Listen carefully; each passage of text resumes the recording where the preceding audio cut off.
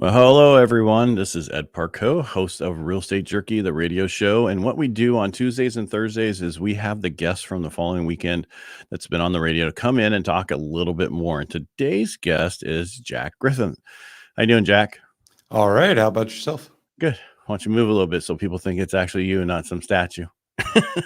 There you go. You're just too.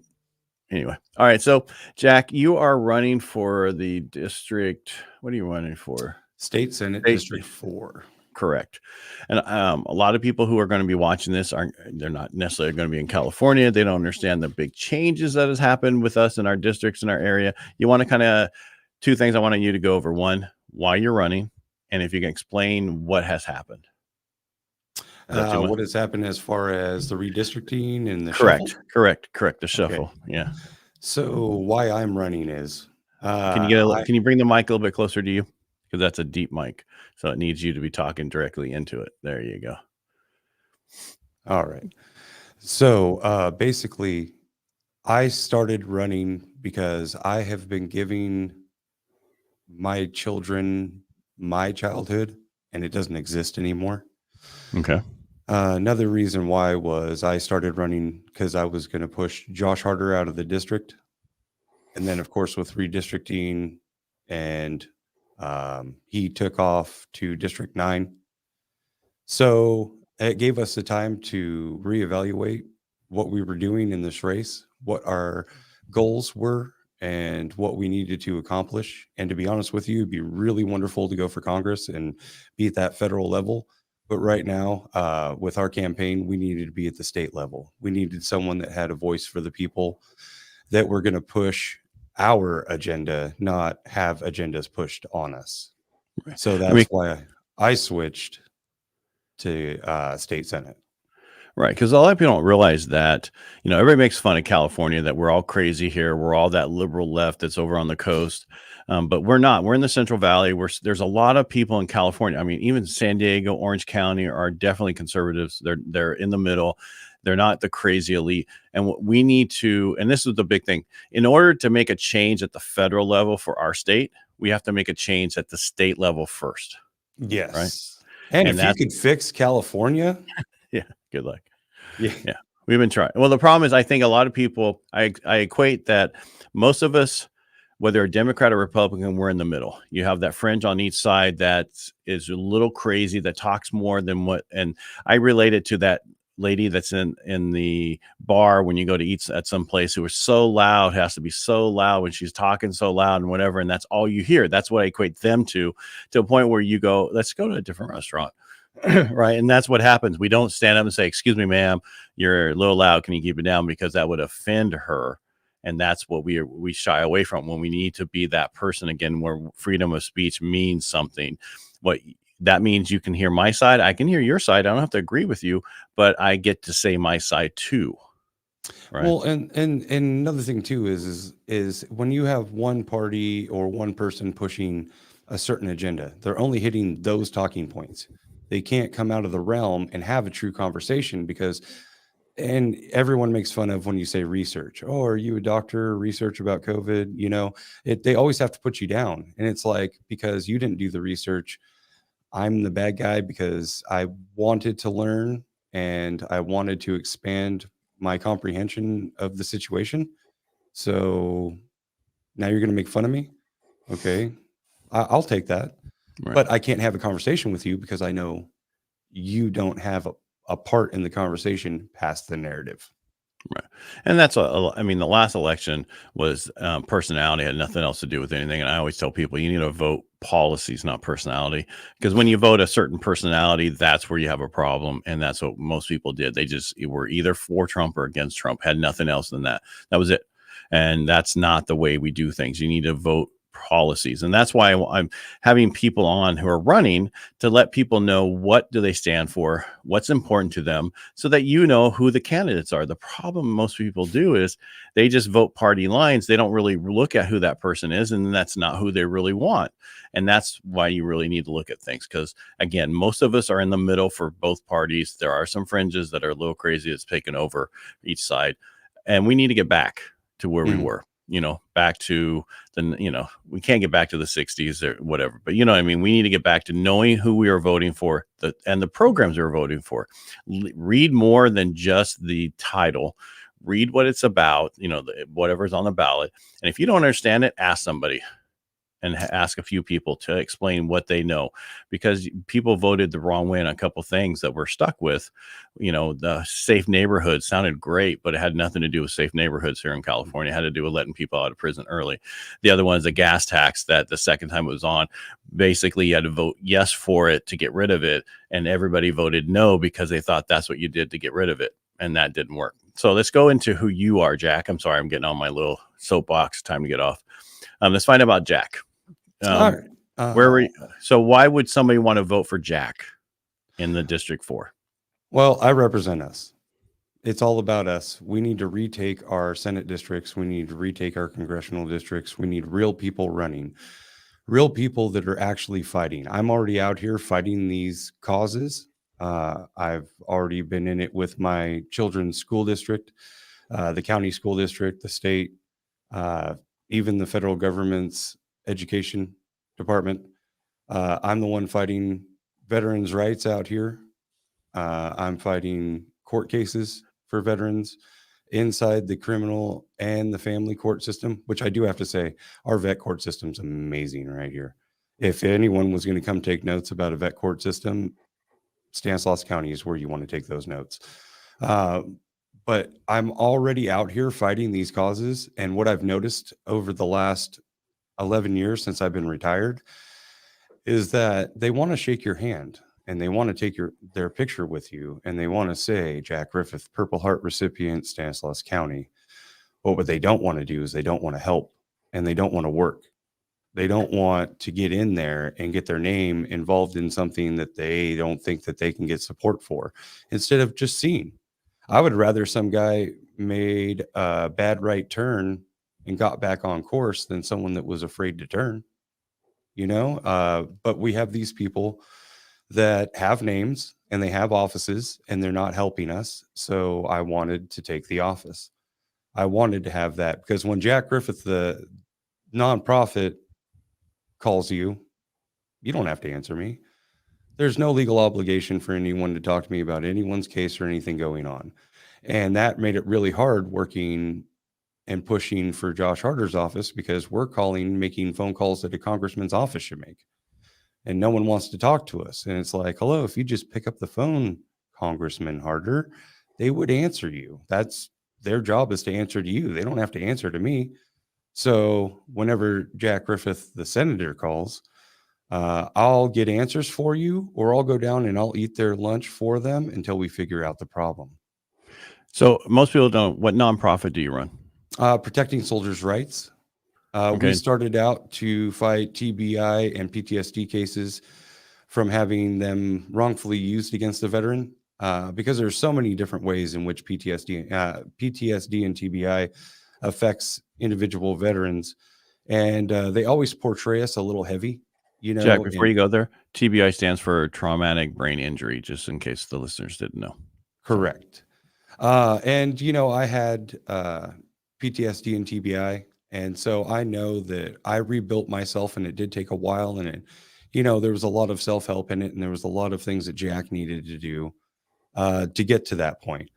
And so with me helping other veterans, I see that the narrative that they're trying to push about PTSD or TBI and us having both is a little more towards the negative. You hear the story of the guy that goes off, but you don't hear the story about the thousands of veterans that make it through every single day without going off. And I just wanted to kind of push that narrative out, and help veterans that were not that type of person, that now have that written on their court record, and I always push, whenever you come through PSR, I always push, fairness. Out of 6 years that we've been a nonprofit, I've been doing this for over 20 years. Of course, when I was in the service, I learned way more about veterans' rights than I ever did before. But bringing it out and coming in as a retiree and just trying to lift up your brothers and sisters, there's no better job. I mean, raising my children is the only thing that I hold above what I do for the community. And a lot of the times, my children are involved in that as well. So it gives me a lot of pride knowing that my kids are on the right path and that I'm at least doing something right. All right. So, and I appreciate, thank you for your service and thank you for what you do for veterans. That's very important to me and everything we do. And that's why we're going to have you on Helping the Brave. So explain your story and other things so other veterans can get help too, or you can help them down that road. Cause that's one of the things we talk about is, once that uniform comes off, how can the help you need, we're here to find it for you, whatever you need, and tell your story. Yes. Thank you very much. No problem. Let me get rid of that because I forgot to turn off that phone.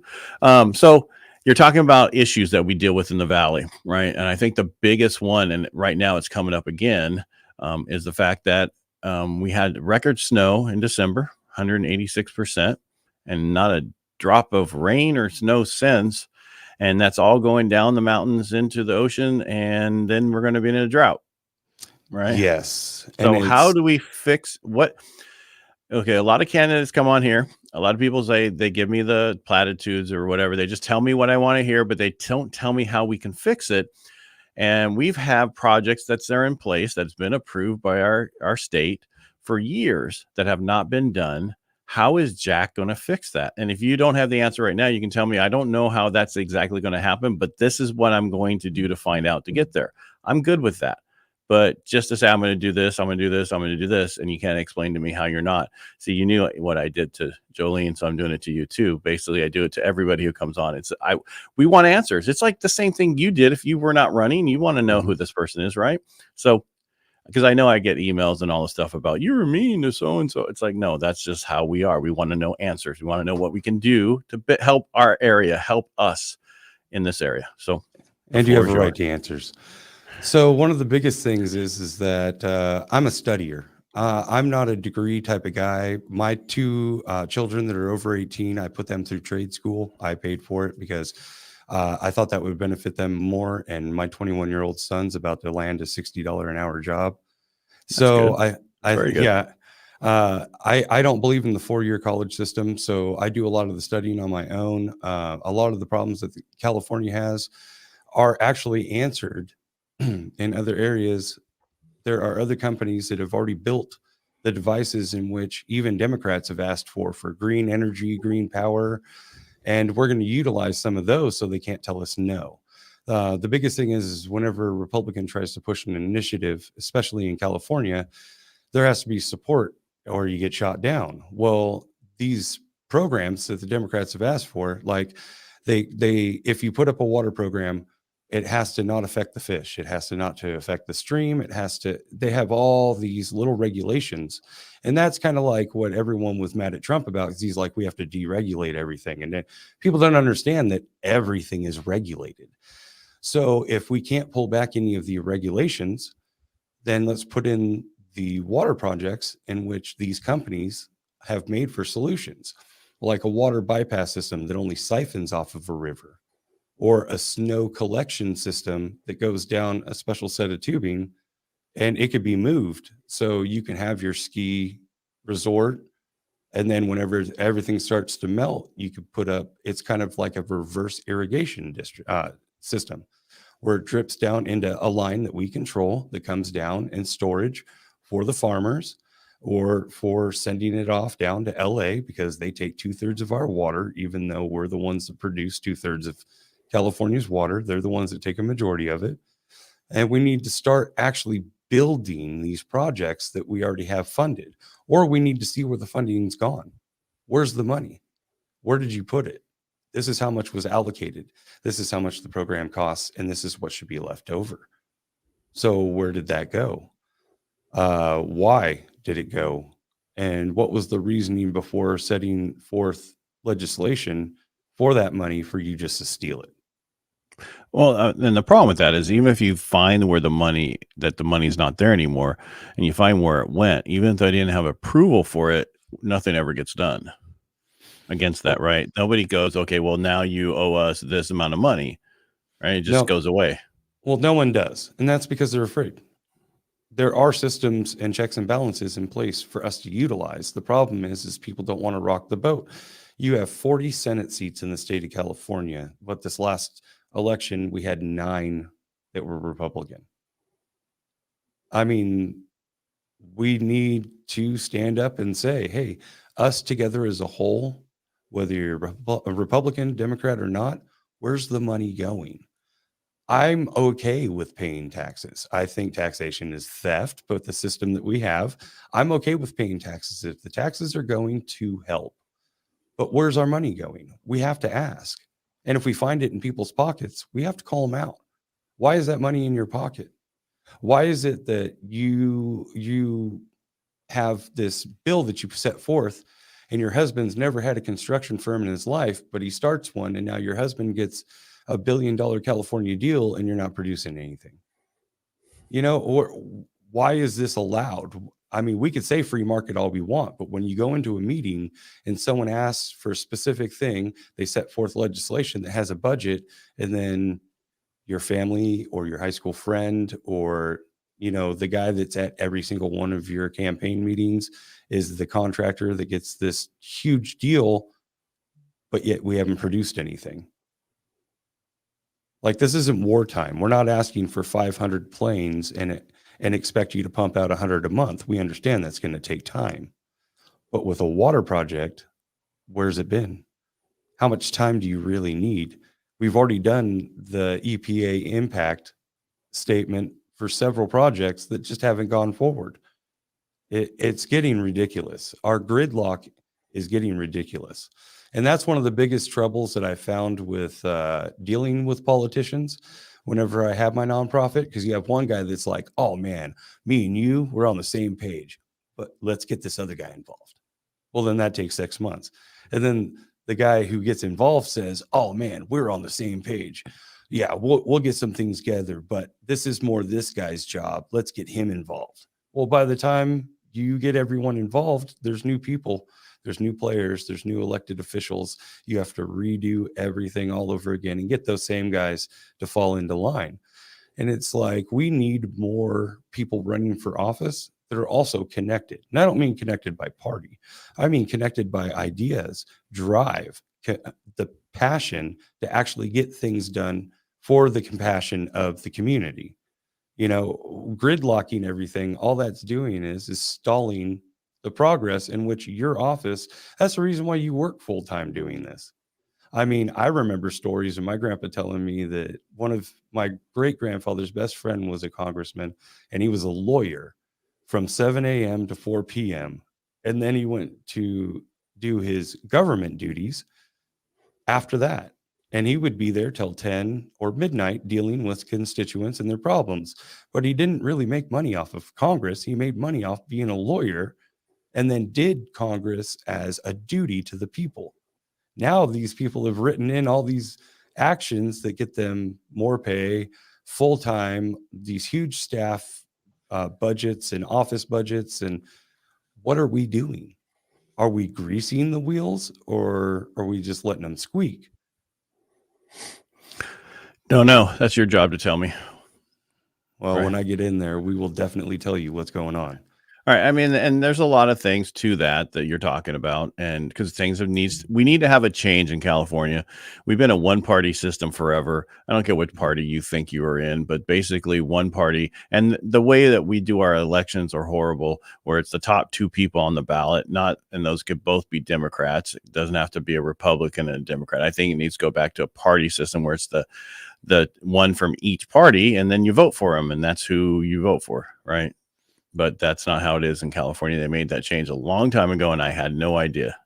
So, but I don't know if you know. I know we're talking about you right now, but did you hear about AB 911? AB 911. Yeah, you need to check into this. I came across it on Monday. I was on the Mike Douglas show. I took over for him, and we were talking about things to talk about. And the producer's like, "Hey, did you hear about this?" I'm like, "No." It's basically state-sponsored media. They're paying for a free press and companies to be able to go out and do regular stories and not have to worry about who's controlling them, because they don't have some conglomerate over them controlling them. But it's state paid. It's a state-sponsored media. If you research state-sponsored media on Wikipedia, it'll tell you the 4 things that they do that Russia, China, and all those people do that is state-sponsored. They control the narrative. They tell you what to tell you to say and all these other things. It's something that you really need to look at. The problem is I Googled it and I couldn't find it. I went to DuckDuckGo and guess what? I found it. Hidden? Yes. Huh? It's hidden? Yeah. Shocking. Anyway. Yeah, so it's something you should look into because that's going to be real big out there. And I was telling people, hear about? No, never heard about. I did, and I read it on it, and it's like, okay, we are not going to tell you what to write, but we can take your funding away if we don't like certain things. And that sounds exactly like carbon credits. Oh yeah, I heard about that today. Some people are giving their carbon credits to people in like Chicago and other stuff because they have extra. Yeah, well, I watched a story about carbon credits, and I mean, Al Gore, man, you really knocked one out of the park when you made up this fake scheme. But well, he did do the internet too, so what the heck? Well, I mean, who else? But what I find astonishing is that there was so much fraud within the first 5 years of carbon credits. Like people were literally making fake companies saying that they were producing hundreds of thousands of biodiesel fuel, and they only had to submit pictures of their factory, and they were selling millions of dollars of carbon credits to other countries that were needing them because of their processes, and no one ever fact checked. And every time they'd have like an inspection, they would come by and see an empty building, and then the company would say, oh, we had to take everything out, we had to scrub everything down because we're starting a new process, plus we're going to do this and this. And they'd just be like, oh man, that's amazing, we didn't even regulate them and they're already upgrading their systems. Wow, that's really working out for us. And it's like, I mean, how many times do you have to show up to a building that's empty before you realize that the photos were staged? Well, it's like Solyndra all over again. Yeah, it's so crazy to me, the things that people are allowed to get away with because of how legislation is written. And I mean, there are some situations even our law enforcement has to deal with crap over because they're looking for the state to write a law. In the state of California, the average Californian breaks about 5 laws a day without even knowing it because of legislation. Well, the police department or the sheriff's department, in their policy, it says revert to state law. And then you go to the state law and it's not defined and it says revert to policy. So what's left? You have sergeants, you have lieutenants, you have captains, and you have the sheriff or the police chief making decisions. And they're making the best decision that they can for the law enforcement and the community to work together. And then they get called out for it. And it's like, well, the state left them hanging. How is that person's fault or department's fault or policy writer's fault when your own law doesn't state, but yet there's a section for it that says revert to policy. Right. So, I mean, we need to clean up all the verbiage. Everything that's written needs to be gone over. Okay. So basically we talked about water. You talked about policy for what needs to be fixed. How do we fix education? Because I know that's one of your other things you stand for. We roll back. We are trying to push too much education. Thank God you didn't say circle back. It would have killed me. Well, let me circle back to that. No, so basically education is an easy fix. They're having problems with math. Let's go back to the original math. Yeah.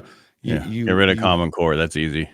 Yeah. Well, and then people don't even realize like the sleight of hand that they play. Like Common Core wasn't to teach your children how to think better. Obama did a study and only 8% of the US benefited from Common Core. So why is it being pushed? Well, the education system has taken a slant. Well, now your parents know how to do this. They know how to do math this certain way. Now you're going to do it a different way. So when your parents try to help you with your homework, you look at them like they're not intelligent. You're like, it's called Common Core math, Mom and Dad. How is it not common to you? And it's like, it's not common to me because that's not how we do math. But these kids don't usually have those type of conversations with their parents. A lot of kids don't call their parents out, and I know I didn't until I got older on things that I thought were different or wrong. So they just have that thought, and that thought festers and grows with them. And then they get into college, and depending on what college they go to, they get slighted or liberalized because of the slant in what they're teaching. We need to take education back to where it was in the 80s. And I mean, I was a test study for Hooked on Phonics. I know that there are programs that are cute and they come out and they do help people, but we need to stay away from generalizing that education is a shoe that fits all. It's not. And I know that there are teachers that have different forms of teaching. There are teachers that only have one form of teaching. It's everyone has their own little niches, and finding those niches to get the kids excited about education again are what we need to do. I mean, you're cutting out auto shop, you're cutting out wood shop, you're cutting out metal shop, and one kid could be a carpenter, or like me, I went into auto drafting and I'm an engineer. I started in architecture and I worked my way up. I found the interest that snagged me in one aspect and took it and correlated that to work. Did I need to go to college for that? No, not at all. In fact, I only needed to join the Army and go through the Corps of Engineers. But I could be a contractor out here if I wanted to be. I could be a structural engineer if I wanted to be. And I didn't need a 4-year college to do it. What we need to do is drive these kids with passion. And right now, Patterson, if you haven't noticed what's going on at Patterson High right now, they're actually starting a building out there where they're going to have trades inside the building. And they're going to teach kids that are coming out of high school to be interested in things that you can get certificates for. My dad told me before he left high school at Downey, he had certificates for welding. He could have left high school and been a welder, and he just happened to own Jackie Mart grocery store right after high school, and never went that path. But but there's another thing. He left high school knowing he can do welding, and he bought out a grocery store that he worked at when he was 9 years old because he knew he was educated enough to run it. Reaganomics is what ended up killing it, and then he got into real estate. But education as a whole is just little pieces, and no one wants to work together to put it together to be whole again. They just want to fight the little pieces. Each district has their own fight too on what they want to keep, depending on the demographic of their students. And I really think that as soon as we got the Department of Education involved in it, the costs skyrocketed, and we lost all hope of bringing back our education programs to the state. I went to Turlock High School, and when I did, we had auto body, we had auto mechanics, we had wood shop, and I did all that, right? So, and that's great because now I can do that.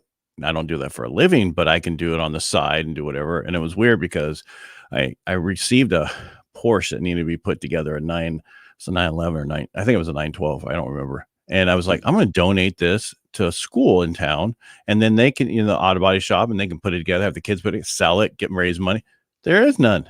Mm-hmm. There was none at the time. This was in 2000. I was like, I cannot believe they got rid of all those things. Hey, I'm going to throw on the screen. Someone keeps saying hi to you. Say hi to them. Well, what's going on, David Michael? How are you? It's one of your volunteers. I just want to make sure because I didn't click on the comments for you up there so you could see them. So I'm sorry. They're usually over on the right. But he was keep coming up there. I want to make sure he was thanked because he did the same thing for the sheriff when he was on. So education, what else am I missing? In education? No, that we didn't talk about that you're fighting for. Well, so one of the biggest things is I want to audit the whole state. I want to audit every single line of dollar amount that goes to programs. I want to see where the money is going. I really hate this use or lose budgeting plan where we just throw away hundreds of millions of dollars in December, and they're not even like giving them out to the employees as bonuses. Like, hey, good job. You got 17 jobs done when you should have only gotten 12. So here's a bonus.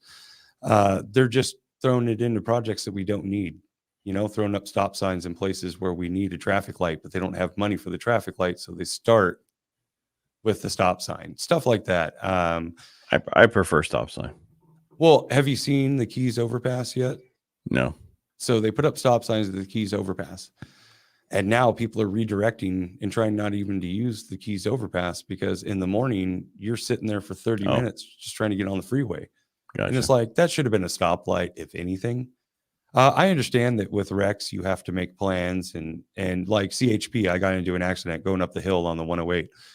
And I asked the CHP, like, oh, can I get a report? He's like, I'm not writing a report.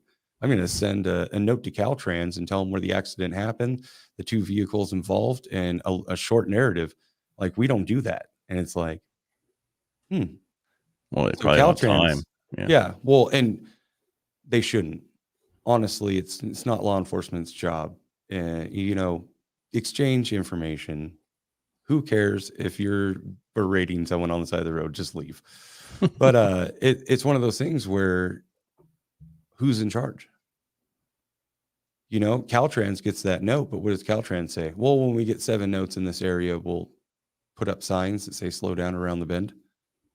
You know, I mean, there's no real action plan. And a lot of this stuff is we make it up as we go.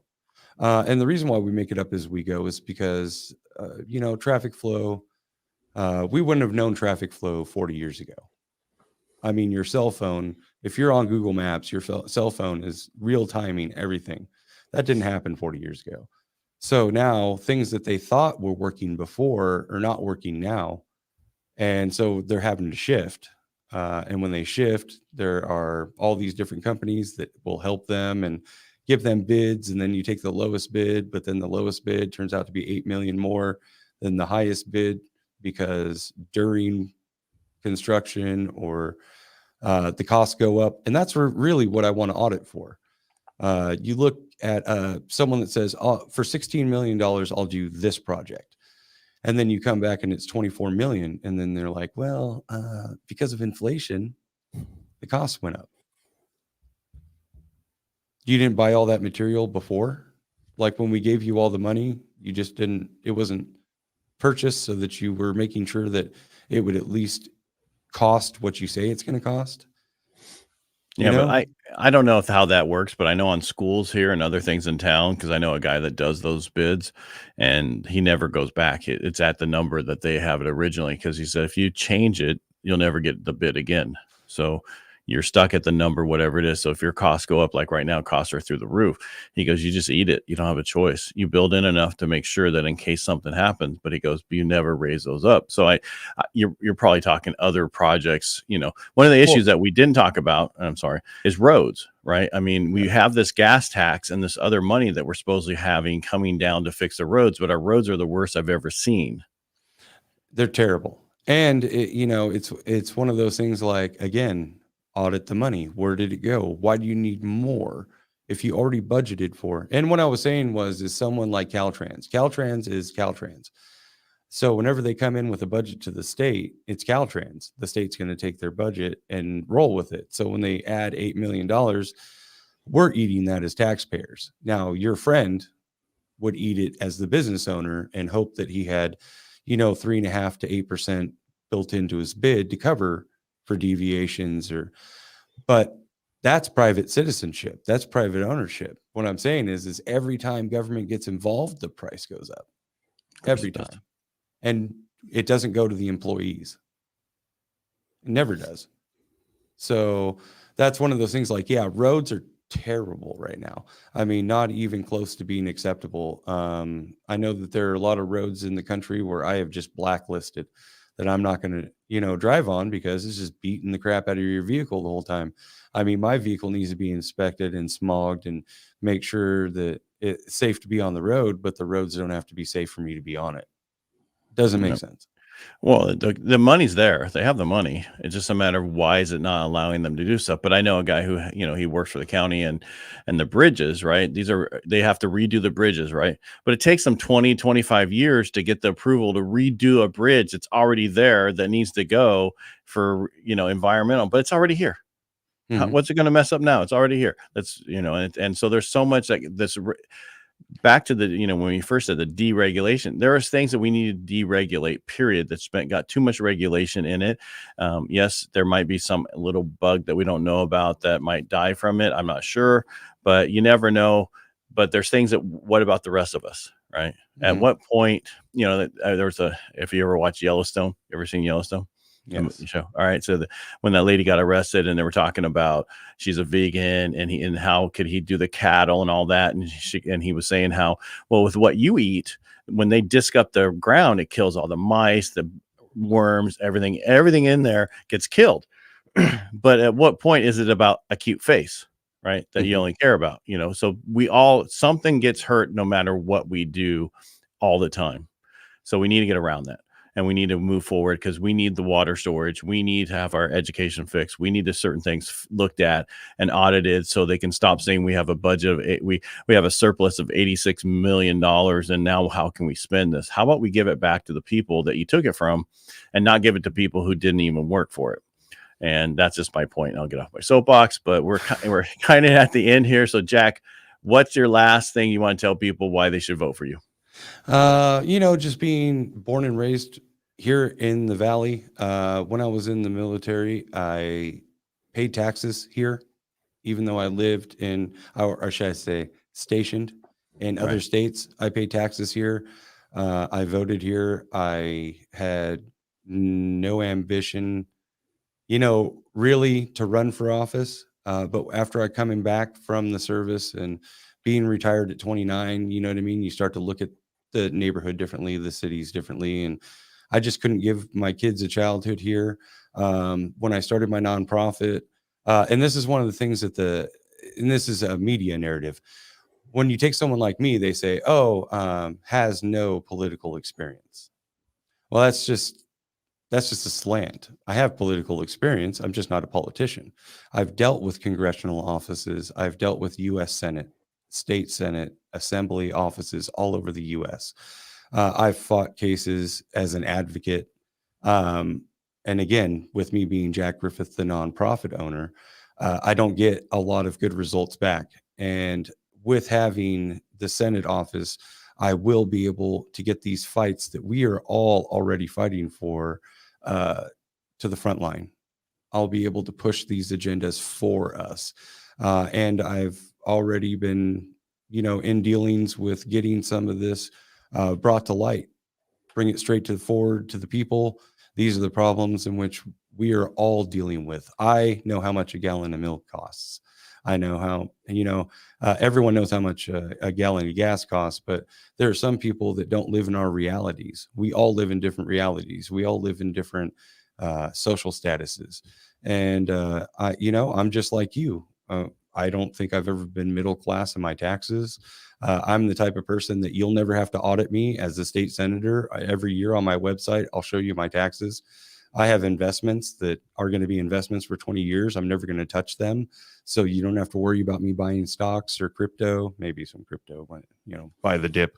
But I'm not going into a meeting and trying to find out how to stuff my pockets. I'm trying to find out how to fix our problems. And whenever someone says we the people, I mean, there is no one more we the people than I. It's written in black and white.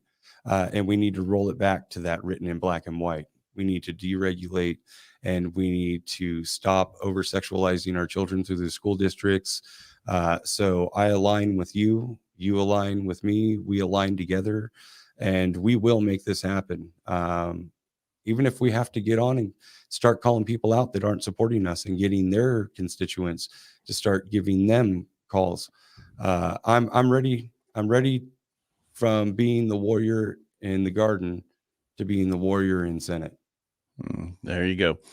My big thing is I always want more veterans to run for politics because we're more level-headed. We can talk about issues and not get emotional about it. That's so important in these times that we are in. And it's really important. And you also want to have somebody that's in your district that you vote for that lives in your district. Not that's in a different district, but running for this district because they can't make it in the other district. Ignore that. Exactly. Yeah, I don't know where they came from, but anyway, we can only see that. Anyway, again, Jack, thank you for coming on today. Thanks for being on the radio show last weekend. I really appreciate it. If there's anything I can do for you going forward, let me know. Just reach out to me. And I want to thank everybody for watching today. And if you're watching this after the fact, just let us know by saying #replay. And again, Jack, thanks for everything. Yeah, thank you very much. And I would also like to thank the community. I've had a really great experience running, and I really enjoy everything, meeting everyone, hearing your guys' voice. And I want you to know I am taking notes, and we are going to get answers for you for those that I wasn't able to answer. I really like to thank my volunteers, and I would really like to thank everyone else that's running for office. Thank you for putting your voice forward. And thank you to their spouses for having to put up with them running for office. We know that you have some stuck jobs you're stuck doing too. And we all appreciate your support from Team Griffith. And, that's getting your voice heard is the biggest thing. All right. Well, thank you, Jack. Thanks for being here. Again, thank you, everybody, for watching. And we'll be back here next week, and listen to us on the radio this weekend.